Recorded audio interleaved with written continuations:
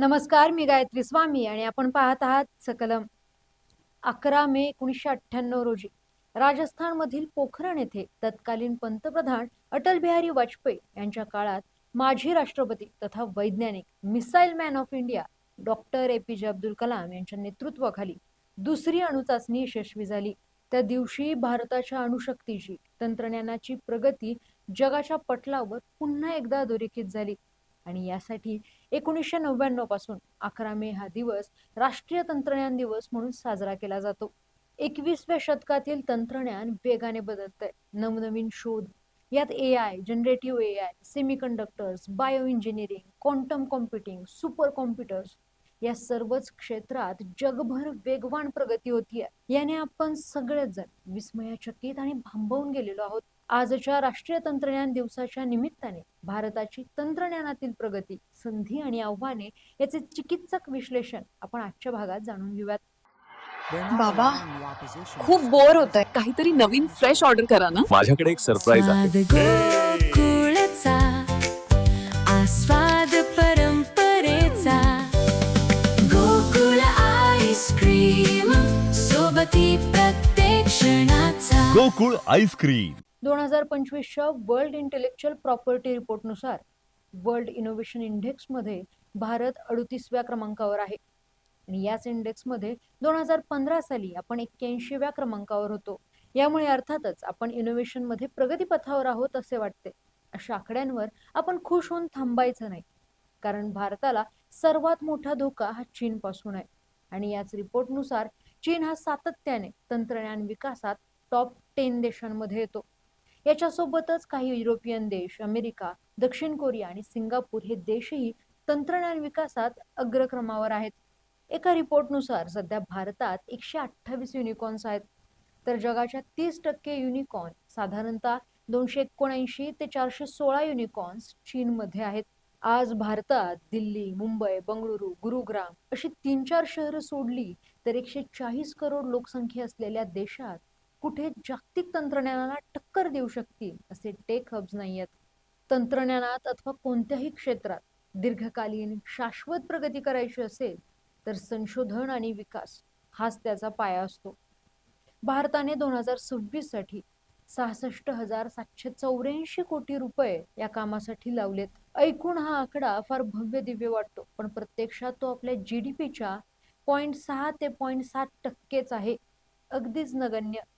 ही तुटपुंजी रक्कम AI, quantum, semiconductor, defence, nuclear power या क्षेत्रात विभागली गेली आहे. तर संशोधनासाठी 2025 मध्ये चीनने $560 बिलियन, जे त्यांच्या GDPच्या 2.8% आहेत, एवढे रुपये खर्च करत अमेरिकेलाही यात मागं टाकलंय.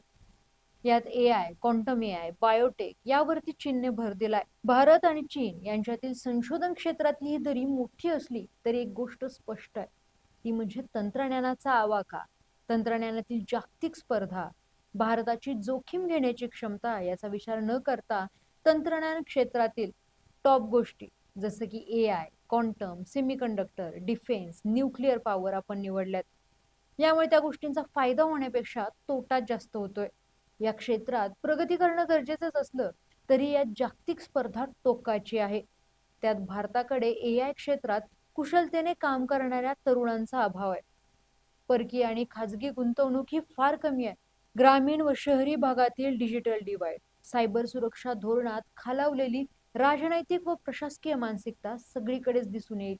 या आव्हानांसोबतच 2025-26 या वर्षात भारताने $100 बिलियन वर इलेक्ट्रॉनिक्स आणि हार्डवेअर आयात केलेत, जे आपल्या एकूण आयातीच्या 15 ते 21% आहेत. आणि GDPच्या अनुषंगाने पाहिलं गेलं तर GDPच्या अंदाजे 3 ते 4% आयात ही तंत्रज्ञानासाठी केली जाते. म्हणजे संशोधनासाठी आपण GDPच्या 0.6 ते 0.7% खर्च करतोय, तर तंत्रज्ञानाच्या आयातीवरती अंदाजे 3 ते 4%. आणि हेच भारताच्या तंत्रज्ञान विकासासमोरील मोठं आव्हान आहे. अर्थकारणातील सर्वात मोठा प्रश्न म्हणजे उपलब्ध साधन संपत्ती, ज्यात नैसर्गिक साधन संपत्ती आणि मानव यांचाही समावेश आहे. या उपलब्ध साधन संपत्तीचा पुरेपूर वापर कसा करायचा हे अंतर तंत्रज्ञानाच्या मदतीने कमी होऊ शकते. यामुळे देशाचा आर्थिक विकास हा जलद, सुलभ आणि शाश्वत होण्याची शक्यता आहे. सर्वच क्षेत्रात कमी खर्चात जास्त नफा कसा मिळवायचा याचे चोख उत्तर तंत्रज्ञानाच्या प्रगतीवर आणि वापरावर अवलंबून आहे.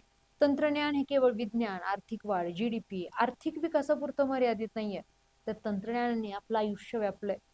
यात कला, सांस्कृतिक, धार्मिक, शेती, उद्योग, आरोग्य, आपत्ती व्यवस्थापन, स्पेस, हवामान बदलाचा लढा अशा सर्वच आघाड्यांवर तंत्रज्ञानातील बदलामुळे आपलं आयुष्य जगण्याची पद्धत बदलली आहे आणि ती पुढेही बदलत राहील. आणि यासाठीच भारताने संशोधन, मानवी कौशल्य, सामाजिक सहकार्य, सार्वजनिक खासगी भागीदारी सोबतच लोकसहभाग वाढवण्याची गरज आहे.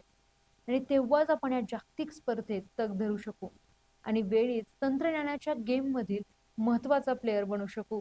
यावर तुमची काय मतं आहेत आम्हाला कॉमेंट्स मध्ये नक्की सांगा. तुम्हाला हा व्हिडिओ आवडला असेल तर लाईक करा, शेअर करा आणि आपल्या चॅनललाच म्हणजे सकलमला सबस्क्राईब करा.